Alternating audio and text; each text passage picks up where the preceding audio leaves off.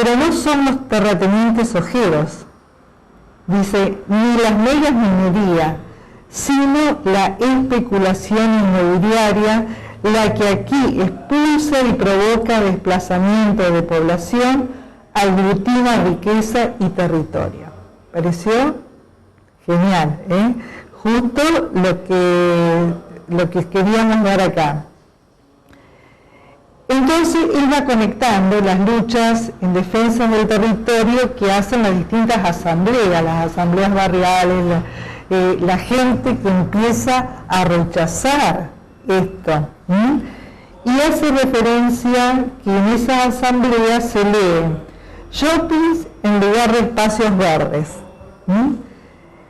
megatorres en lugar de urbanización, fiestas privadas en lugar de arte y cultura popular, complejos de oficina en lugar de hospitales. Me pareció muy interesante. Esto ya lo tienen colgado en el foro, porque no sabías que eras vos, pero acá la colega porque ella es arquitecta, bueno, se ha encargado de colgarlo. Después sigue haciendo referencia a Buenos Aires ya. Dice, no hace falta más que caminar por la ciudad para comprobarlo. Los parques y plazas, sin excepción, han sido y están siendo enrejados. En Buenos Aires están todas las plazas enrejadas.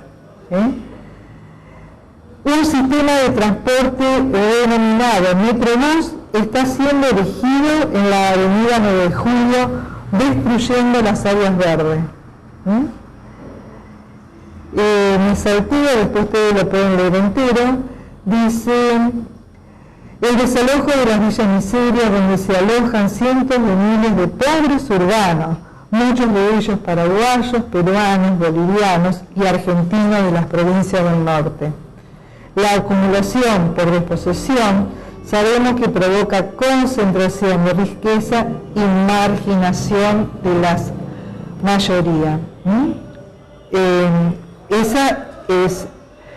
Esa bipolaridad es inherente al sistema capitalista. Expropia el espacio público, destruye la ciudad. Bueno, se los recomiendo que lo lean, porque es un poco lo que nosotros estamos trabajando acá y habíamos hablado ya en el otro encuentro de la acumulación por disposición. Y entonces vemos que el circuito secundario de acumulación es un arreglo espacio-temporal que construye geografías a su medida, igual que el circuito primario. Si ustedes van al PowerPoint del encuentro anterior, hablamos que construye geografías a su medida. Acá también. Y a tal punto que lo hemos visto en la foto que mostraba una parte de la ciudad, la que más le conviene al capital. También hay un relazamiento del proceso de acumulación mediante un nuevo conjunto de relaciones. Es un nuevo imperialismo a través del impulso de créditos, alentar el uso de tarjetas, fomentar el consumo. Son todas nuevas relaciones que se van estableciendo y fundamentalmente el negocio inmobiliario. Para esto requiere la fabricación de capital ficticio. ¿Por qué le llamará de capital ficticio? Porque cada uno de los pisos no pagó su suelo. Es como que si tuviera cada uno un suelo propio, y cada uno de estos edificios están erigidos donde antes había una vivienda y posiblemente habrán tenido 4, 5, 6 integrantes a familia y nada más. Y ahora hay un edificio que, ¿cuántos departamentos tiene un edificio de esto? 40. Sí, 20 para arriba. Ajá, de 20, sí. Los más chiquitos. Claro, bien. Entonces, ajá. cada uno está pagando los impuestos como que si tuviera una porción de tierra, está pagando los servicios, todo, y se va creando capital ficticio. Entonces, donde la tierra no es el producto para el mercado, lo que le interesa es vender los departamentos, no vender un terreno. Y vean ustedes que también en los campos sucede lo mismo, porque hoy las grandes corporaciones no les interesa comprar la tierra. ¿Qué hacen con los? Las alquilan. Entonces, la tierra no es el producto para el mercado, es la renta, nada más. Incluso yo me enteré, no sé si es cierto, que si yo tengo una propiedad, por ejemplo, puedo vender la parte aérea, construir encima de mi propiedad, y si yo vendo ese espacio, ¿sí? ¿Están especulando con eso? No podemos ver una parte. Me dijeron que había un hombre mirando edificaciones por el barrio y que prendía la batería de la casa, si tenían interés en vender el espacio aéreo para construir encima. No, pero para construir no, porque es un inmueble, tendría que hacer. No, se vende el espacio aéreo para publicidad, para muchas cosas, para las antenas, para no sé, eso que. Mira, que están preguntando, sí. Pero, no, pero. La legislación es un montón, se puede hacer, nada lo prohíbe. Depende del tamaño del terreno, te devuelven después 2 o 3 departamentos, pero sí están preguntando, ¿sí? Porque acá se fueron, ¿sí? Claro, pero lo que están ofreciendo es ser parte de... Sí, destruir lo tuyo, claro. No, pero ella decía otra cosa. Sí, ella estaba diciendo otra cosa. Sí, El inmueble es solo es algo que haga una propiedad horizontal, es que no subdivida. Sí. Propiedades distintas. Claro, es otra legislación eso. Bueno, entonces la tierra simplemente está ahí, vale tanto como se cree que puede llegar a valer. En toda esta zona que ha sido jerarquizada por la construcción de los edificios, los impuestos han aumentado, se ha generado una plusvalía desde el Estado, y esa plusvalía la tenéis que devolver a través de los impuestos, porque los terrenos han aumentado muchísimo sin haber hecho nada, simplemente porque se ha jerarquizado. Acá lo vemos muy bien con todo lo que está pasando en Barrio Candioti. Entonces, esta política afecta tanto a regiones, ciudades, baldíos. Necesitan una constante revolución en los sistemas de transporte y comunicación, que cuanto mejor sean los sistemas de transporte, más van a valer estas tierras, pero un valor que lo coloca en el mercado, nada más. Bueno, y hay una integración creciente entre los mercados. Acá lo que había puesto es una imagen que lo habrán visto un montón de veces. Esta es de Canadá. Vean ustedes cómo las exigencias van llevando a semejantes construcciones, y eso no va a pasar inadvertido en el valor de la tierra de las zonas que fueron beneficiadas por esta autopista. Bueno, entonces, por Clavel, las áreas para el crecimiento urbano no se producen por la expansión territorial directamente, sino que se va a dar fundamentalmente por la disponibilidad de recursos y de capital, que es lógico.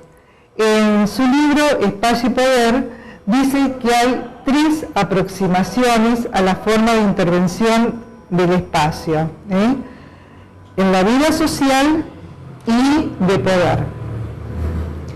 El espacio interviene para Paul Clavel por extensión, hacer superficie escenario, porque va conformando la base económica. Por ejemplo, nosotros decimos que todos estos edificios, los últimos edificios que se han ido construyendo en la ciudad de Santa Fe, es el excedente de la soja. Es decir, por extensión, el uso de la tierra del espacio rural repercute en la ciudad. Y es un hecho que nosotros decimos, si al campo le va bien a la ciudad. Es así, a la ciudad, al espacio urbano.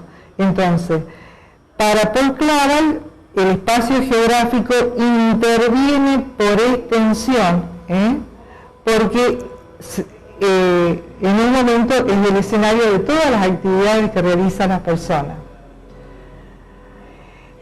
La segunda aproximación dice el espacio urbano interviene como obstáculo. Como obstáculo, ¿por qué? Porque depende de las formas de relieve, depende de la distancia, el espacio va a tener, o la vida de relación de la ciudad va a tener distintos accesos.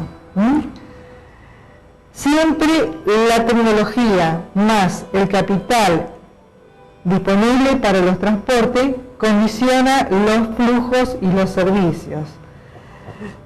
Cuando nosotros vemos mapas de algunos países muy pobres, donde las rutas todavía están sin asfaltar, eso ya me está dando una idea que esa sociedad poco se va a desarrollar en un tiempo inmediato, sino que le va a costar mucho más llegar a alcanzar un desarrollo, porque justamente tiene un obstáculo que es la posibilidad de tener flujos de bienes y de personas fluidos, rápidos. Pero si estamos analizando el espacio urbano, el transporte público de pasajeros también puede llegar a ser un obstáculo en la vida de relación. Y eso lo vemos muy seguido. El espacio público se puede ver jerarquizado de acuerdo a la cobertura que hagan los medios de transporte y las frecuencias que brinden. Pero también la distancia se puede convertir en algo muy lento, tanto para las personas, para las mercancías o los capitales, o muy costoso. Y acá yo les traje un plano que hice, teniendo en cuenta, esto lo sacó de un trabajo, que estuve observando todos, casos de niños que van al hospital de niños, ¿sí? Y los que seguían el tratamiento eran todos aquellos que el colectivo iba directo al hospital.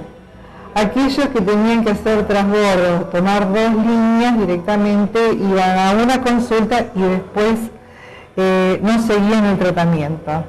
Entonces, me pareció interesante mostrarlo porque vean ustedes qué líneas tenemos que van directos al hospital. La línea 2, la 18, la que le está mostrando acá. Y entonces, toda esta avenida beneficiaba a las vecinales que estaban recorridas por estas líneas de colectivo. Pero la mayor demanda está en esta zona. Y acá no tenemos ninguna línea que vaya directo al hospital. Lo mismo ocurre con el norte. No tiene ninguna línea que vaya directo al hospital. Entonces, ¿cuál es el área que está más beneficiada? Y el centro, Barrio Candioti Norte Sur, que es donde pasa la mayor cantidad de líneas y todas los conectan con el hospital. Entonces, acá me está mostrando la importancia que tiene el transporte, la distancia y más el transporte público para aquellas personas que dependen del transporte público. Porque además era notable, en el barrio del centro no había un caso de un niño que haya ido al hospital para hacerse atender en esa patología que yo estaba analizando. Es decir, tienen muchas líneas de colectivo que pasan, pero no usan el hospital. Entonces, como accesibilidad se entiende el grado relativo de facilidad con la cual una posición territorial queda enlazada con otras posiciones. Eso es una definición. ¿Se entendió más o menos? Bien. Pero una tercera aproximación que dice Paul Clavel es que toda accesibilidad simbólica se fundamenta, se basa en y desde la ciudad.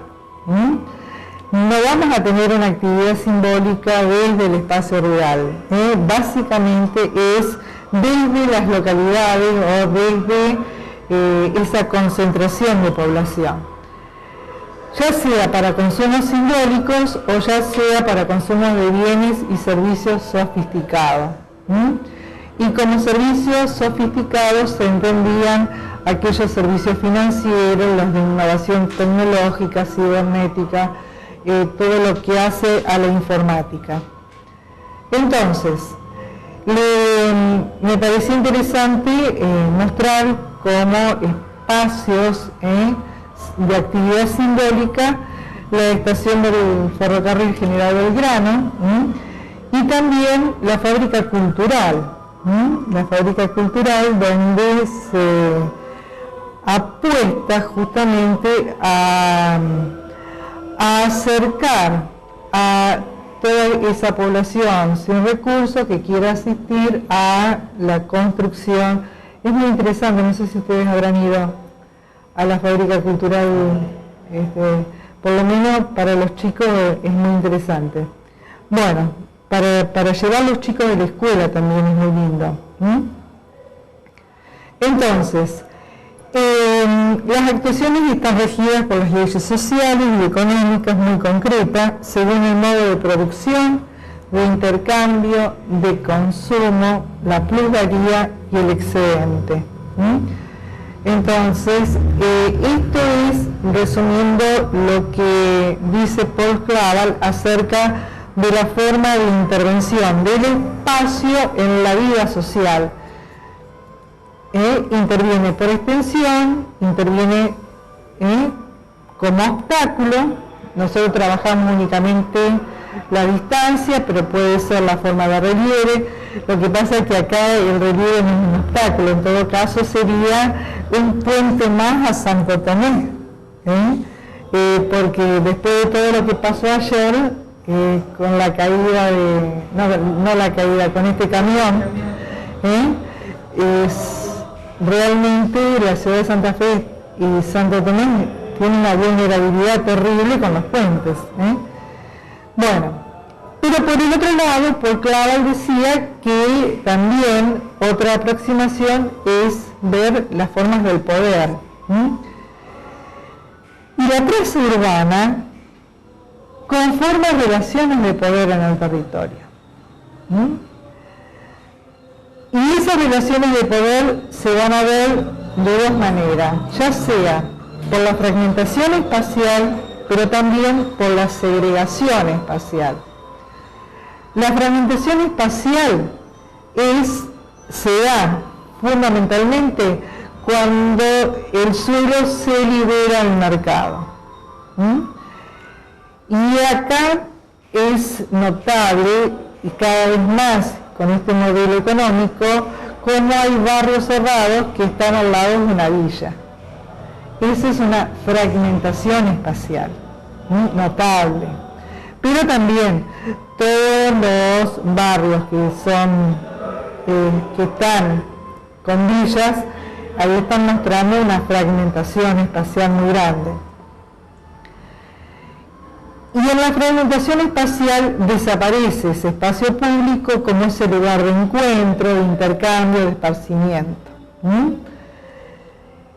En cambio, la segregación espacial viene de la mano de la flexibilidad del mercado de trabajo. Esto que nos trajo la flexibilización laboral ha provocado esta precariedad laboral que va llevando a la segregación social, que aparece con bandas juveniles desprovistas de identidad, que aparece con el aumento de la violencia, la delincuencia, la inseguridad. Entonces, esas relaciones de poder las vemos tanto en la fragmentación como en la segregación.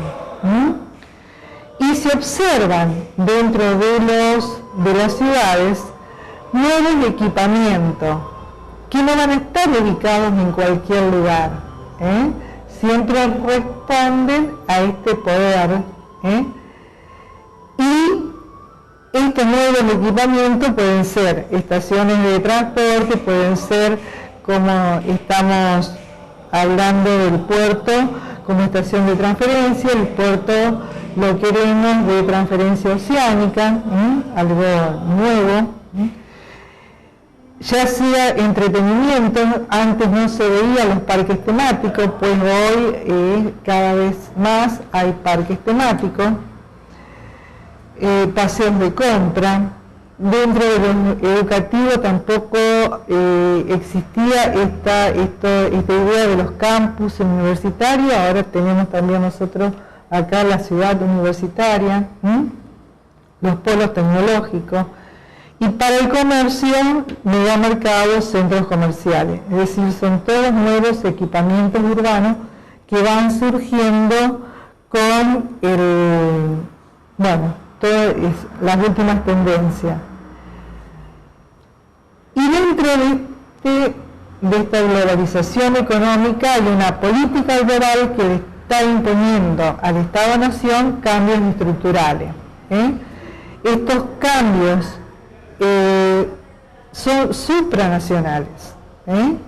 Son supranacionales que muchas veces el Estado asiste de manera impotente ante esto, y que se da fundamentalmente porque las empresas, las corporaciones, se rigen por cierta racionalidad económica.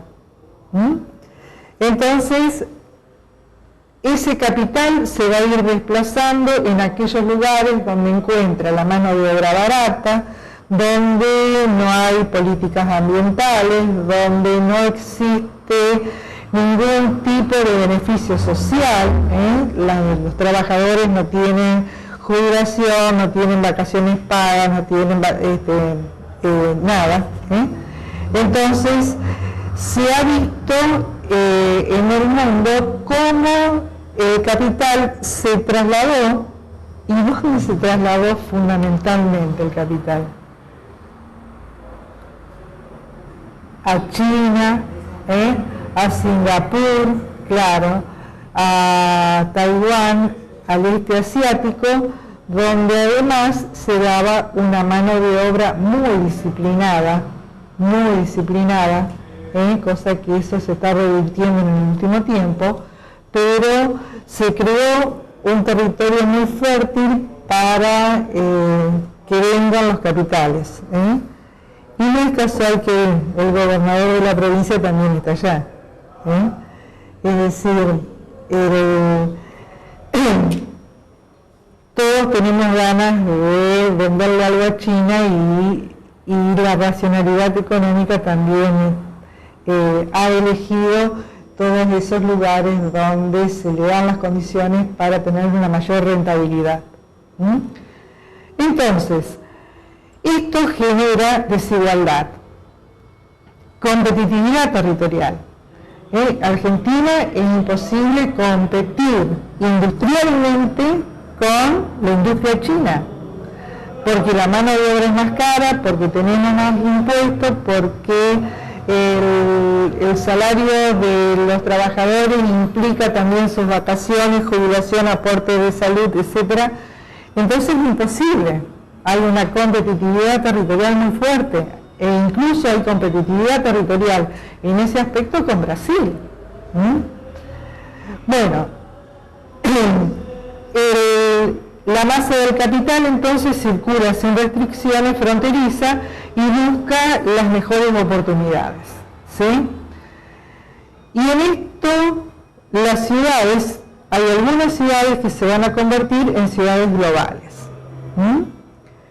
que son aquellos centros de gestión, ejecución, decisión, y que esas que se hacen las denominan ciudades globales a Londres, a Nueva York y a Tokio, como las que son las ciudades globales. Después hay otras de menor jerarquía y donde estas ciudades se van a interrelacionar de manera vertical en el mundo mucho más que horizontalmente.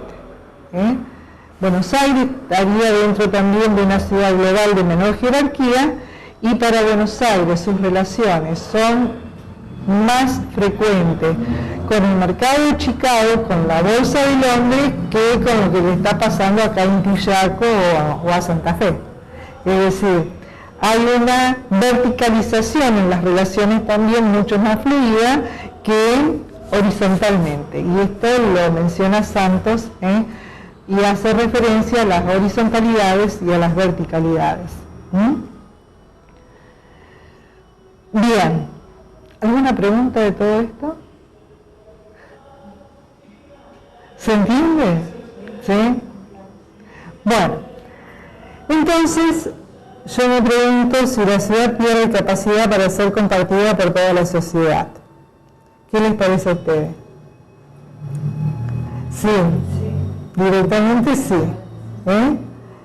Pierde capacidad y ustedes ven en los círculos, he trazado una línea que pasa por Avenida Urquiza, de norte a sur, para tener un parámetro y poder comparar el este con el oeste de la Avenida Urquiza y el oeste de la Avenida Urquiza, ¿sí? ¿Por qué decías que no? No, en términos de que no se pierde la ciudad, la que pierde la capacidad. Para ser compartida. Ajá, para ser compartida entre todos. Uno tiene la idea de que la ciudad es como que me da la sensación como una cosa, ¿no? Y en todo caso es de la propia sociedad la que está reproduciendo. Ajá. O sea, no digo que no pierda, digamos, pero por ahí dije que no siga, que entiendo que no es la ciudad la que pierde la capacidad, digamos. Es la sociedad. En todo caso, que la sociedad que no se apropia.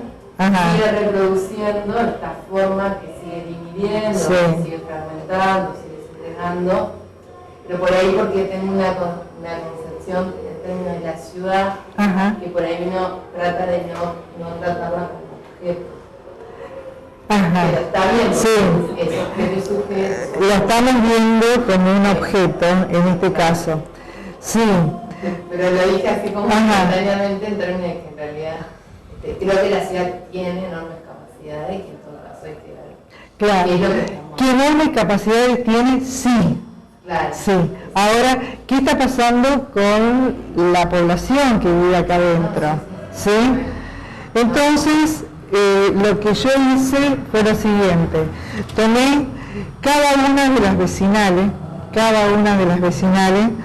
la población, en los censos del 70, 80, 90, 2001 y todavía del 2010 no están por vecinales, así que no lo pude incorporar a eso. Y tomé el 70 porque todavía en ese momento había una diferencia entre la población que vivía al este de la Avenida Urquiza, tenía, digamos que al este está acá abajo, casi el 60% de la población, acá, vivía al este de la Avenida Urquiza. En cambio, al oeste de la Avenida Urquiza, un 42% tengo acá. En 1980 prácticamente era 50 y 50, pero en 1991 ya al oeste de la Avenida Urquiza está viviendo el 53% y el 47% en el este. Es decir, yo, organismo del Estado, que manejo todos estos datos y sé que tengo un oeste que tiene una alta vulnerabilidad con las inundaciones. Estamos hablando del 91, no del 2003, del 91, que ya estoy viendo esta presión que está haciendo la población en un sector que es altamente vulnerable. No se hizo nada. Y si tomo el censo del 2001, tengo que en el oeste ya hay un 55% de la población de Santa Fe y un 45% al este de la avenida Urquiza, ¿sí? Esto me está mostrando que la población al este de la avenida Urquiza le está costando cada vez más pagar un alquiler, comprar una vivienda y que se está trasvasando al oeste, ¿sí? Y habría que ver en el 2010 qué ha pasado, porque sería interesante cuando salgan los datos continuar esto. Pero ese trasvasamiento me está mostrando un poco que, no sé si la ciudad, porque ahora me dejaste picando, pero se está perdiendo la capacidad de ser compartida por todos, porque son los terrenos más caros, porque los servicios son más caros, porque la población tradicional que estaba viviendo en ese lugar no puede seguir sus descendientes en ese lugar y se trasladan a zonas más populares, ¿sí? Entonces, este fenómeno se denomina gentrificación. Gentry es una palabra inglesa que remite a la pequeña nobleza terrateniente,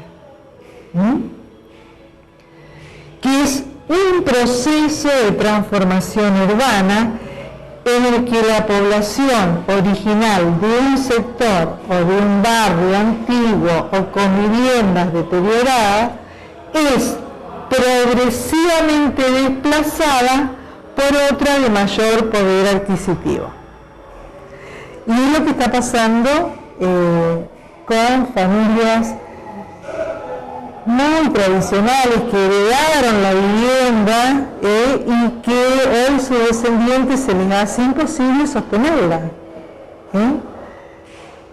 Y eso está pasando acá, no es solo en Inglaterra y en las otras ciudades, sino que acá en la ciudad de Santa Fe lo estamos viendo. No es menor que a Candioti le dicen Candiotizó como imitaciones de lo que pasó en Buenos Aires. Claro. Leí un trabajito de gentrificación sobre todo lo que es San Telmo, por ejemplo, en Buenos Aires, cómo produce un barrio de muchos inquilinatos tradicionalmente, claro. Y cómo fueron desplazados por toda la... ¿Por qué no usas el micrófono? Porque nos van a pedir escuchar lo que se está diciendo. Vos pensás, sí. No, decía que en Candioti decía que se está nombrando como lo que es Palermo en la ciudad de Buenos Aires, ¿no? Que son lugares más históricos que Candioti Soho le dicen, cómo se transforma inclusive en términos de los usos. Claro. No solamente la renovación de esto que decís por gente de otro poder adquisitivo como gentrificación, sino, y bueno, él me decía que leía eso, un trabajo sobre gentrificación en San Telmo, y cómo el turismo, inclusive ya habitando, digamos, población extranjera, en Palermo, que cuando tradicionalmente era como de viviendas colectivas, de inquilinatos, más un sector medio más popular, fue desplazado, digamos, totalmente. Exacto, sí, bueno, entonces, yo creo que si bien en primer año no vas a hablar de gentrificación, pero sí le podés ir mostrando a los chicos el hecho si ocurre esto en la ciudad. ¿Qué está pasando? En Cambiute la transformación que se está viviendo es increíble, hasta cambiaron de mano algunas calles, claro. Bueno, entonces el efecto más notorio de la gentrificación es el desplazamiento de las clases populares, y nosotros esto lo vamos a profundizar después el último encuentro cuando trabajemos la segregación. Pero esta noción se inserta en el campo de la segregación social e implica un cambio en la división social del espacio.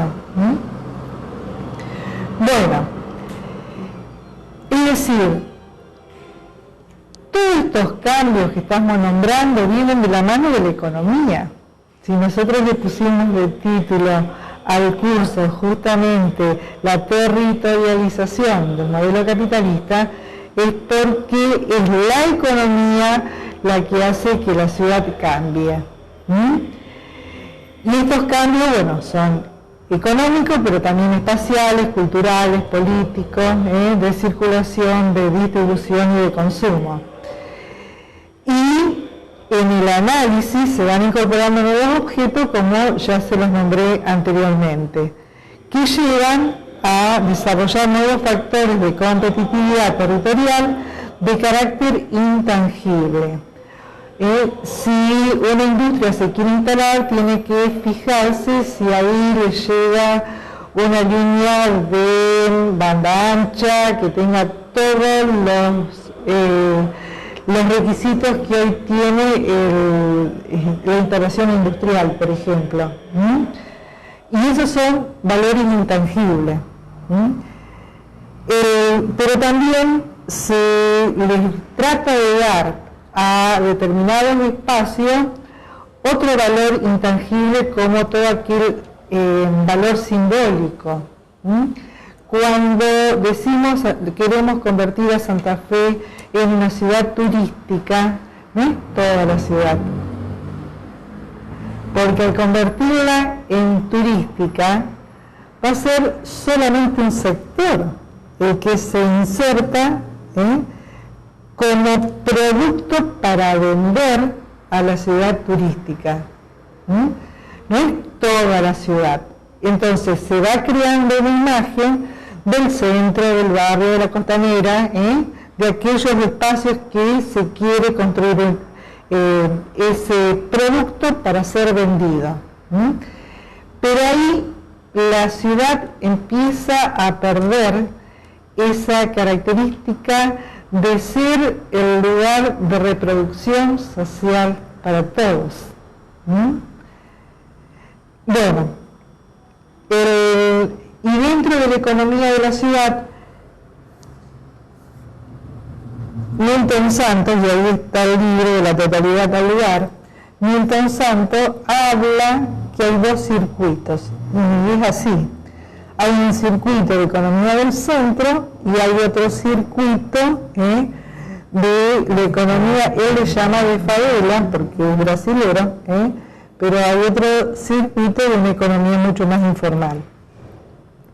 En la economía del centro, Milton Santos nombra los negocios bancarios, comercios, industria de exportación, vinculadas a los rendimientos crecientes de escala.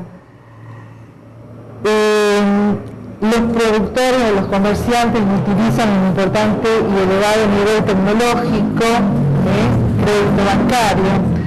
Las grandes empresas controlan y crean los bancos o manipulan volúmenes y acumulan capital, volúmenes de bienes y acumulan capital. Su localización de las empresas obedece a la lógica de causación circular, es decir, esa aglomeración de actividades que se autorrefuerza progresivamente. Si hay una empresa que se instala, va a necesitar ser provista de determinados servicios o tener industria subsidiaria, y todo eso va gestando una causación, que acá está Moncayo, Edgar Moncayo es el que introduce este término de causación circular, como esa economía de aglomeración. Ustedes vieron que cada uno de los parques industriales van atrayendo, si el parque industrial funciona bien, van atrayendo nuevas ofertas de servicios. Por ejemplo, se instalan dependencias bancarias, se instalan empresas de seguridad, se instalan empresas de limpieza, por ejemplo, y eso van gestando en ese polo tecnológico o en ese parque industrial o alrededor de la instalación de una industria estas economías de aglomeración. Lo mismo ocurre en los pueblos cuando están dependiendo de la economía rural, cómo el pueblo les va a brindar los servicios que necesita el productor agrario o el productor ganadero. Bueno, también esta economía del centro se va a articular con otras ciudades, regiones, países, que va moldeando la estructura y la economía local. Y bueno, se apoyan mucho en la publicidad. En cambio, las economías de fadera, como las denomina Santos, son formas de fabricación y servicios más tradicionales. El comercio es a pequeña escala, venden su fuerza de trabajo, se basan en el crédito personal, escasas posibilidades de acumular dinero porque generalmente son economías familiares que subsisten, sobreviven o aseguran, bueno, la vida familiar. Estos comerciantes o pequeños productores tienen un contacto directo con el cliente. Su venta va a ser a nivel local, a nivel barrial o a lo sumo, si le va muy bien, a nivel regional, pero no pasa de ahí. Y consideran generalmente que la publicidad es un gasto, por lo tanto no se hace publicidad. Bueno, esto es lo que sostiene Santos, y él identifica en las ciudades dos grandes circuitos, estos dos circuitos que nombramos. Pero la expansión de la ciudad, seguimos con la ciudad, se va desdibujando ese límite entre lo que es urbano y lo que es rural.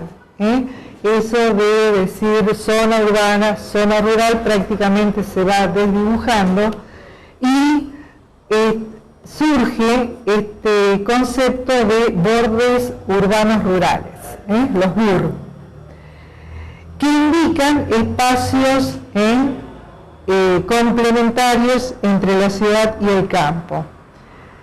Acá los bordes rurales involucran problemas con la dotación de infraestructura, no llegan todos los servicios, la localización de actividades productivas, la probabilidad de tener un campo sembrados que te pueden fumigar hasta arriba de tu casa, las oportunidades de rentabilidad privada, y muchas veces es la economía de centro de la ciudad la que va proyectándose en este borde urbano. Para esto, en este borde urbano, me pareció interesante mostrar, por ejemplo, lo que es el cinturón hortícola de Santa Fe. Y que este cinturón hortícola, según el informe que muestran los Quinteros, la sociedad de Quintero, dice que en 10 años el cinturón hortícola se redujo el 75%. Esto nos va a traer, ¿qué consecuencias? Que la verdura que se consuma hay que traerla de otro lado, más cara, por supuesto, y además la cantidad de expulsión de pequeños productores que se han tenido que trasladar a la ciudad porque ven que, bueno, su negocio va decayendo y muchas veces cuando se trasladan a la ciudad terminan en barrios, en alguna villa. Entonces, frente a esto, me parecía interesante mostrar, esta es la imagen, como le estaba mostrando ahí, de Egea. Acá tengo Aristóbulo del Valle, para que ustedes se ubiquen, que va a salir a Ángel Gallardo. Acá está, bueno, la avenida Peñalosa, y este borde urbano se va perdiendo por la ampliación de los planes de vivienda. Acá tengo un plan de vivienda, acá tienen otro, acá hay otro plan de vivienda, que está bien los planes de vivienda, pero se van quitando tierras, fíjense, todo esto que son muy parejitos son planes de vivienda. Acá hay otro, esta es la General Paz. Entonces, se les va quitando espacio al cordón verde, al cinturón verde. Pero van surgiendo otras actividades. Las otras actividades, ¿cómo se achicó? Qué lástima. Esto estaba mucho más grande, estaba, bueno, no me fijé después cuando pasó. Las otras actividades son, por ejemplo, vean acá, esto es el country Los Molinos. Entonces, empiezan a ocuparse las tierras para los barrios cerrados. Y frente al camping Los Molinos, el country Los Molinos, aparece toda esta ocupación del suelo, que son ladrilleras. Es decir, se van haciendo nuevas cavas para construir ladrillos, pero va desapareciendo todas esas tierras que se estaban ocupando para la producción de alimentos perecederos. Pero otra forma es los campings privados, como vemos acá, o clubes de campo o salones de eventos. Todo esto es acá en la ciudad, y si ustedes se meten en Google Gear y ven las fotos, le van a ir saliendo las fotos de estas que yo tomé de ahí para mostrarlas. Es decir, hay nuevos usos. Este es el camping de UPCN. Nuevos usos. Bueno, seguimos con los campings. Las brisas pueden decir, bueno, está bien, se ocupan de la producción de alimentos, pero es una gran empresa que está instalada en más de 10 ciudades y hacen una producción hortícola que no está al alcance de todos los bolsillos nuestros. Es decir, está muy bien, pero hacen cultivo orgánico. La verdecita no, pero miren ustedes la verdecita, dice OS, la SOS, es decir, le está costando hasta para mantenerse. ¿Es la brisa donde está acá? Sí, acá en Montevideo. Y si vos te fijas, te sale la brisa, bueno, exactamente esto te sale.